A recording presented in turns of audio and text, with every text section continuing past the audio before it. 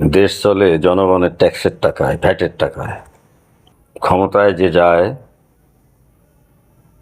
সে তার বাপের টাকায় দেশ চালায় না, এই জনগণের টাকায় দেশ চালায়। দেশ চালাতে সাহস লাগে, বুদ্ধি লাগে, মেধা লাগে, মনন লাগে, জনগণের চাহিদা বোঝার সক্ষমতা রাখতে হয়, তবেই দেশ সুষ্ঠুভাবে চলে। দেশের বড় বড় প্রজেক্ট করার সাহস থাকতে হয়। ক্ষমতায় সবাই গেছে বিগত দিনে, কিন্তু তারা এই জনগণের স্বার্থে কি করেছে?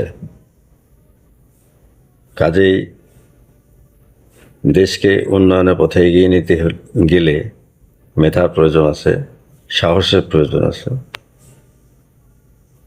শক্তির প্রয়োজন আছে।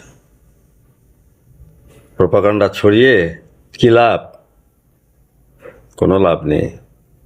নিজেরা এগিয়ে যান, দেশের 18-20 কোটি মানুষের ভাগ্য উন্নয়নের জন্য চেষ্টা করে যান, নিজেরাও স্মরণীয় হয়ে থাকবেন। অনলাইনে ঢুকলেই বোঝা যায় কার যোগ্যতা কতটুকু, কার কতটুকু, কে কতটুকু প্রশংসা পাচ্ছে। ধন্যবাদ রইল সবার জন্য।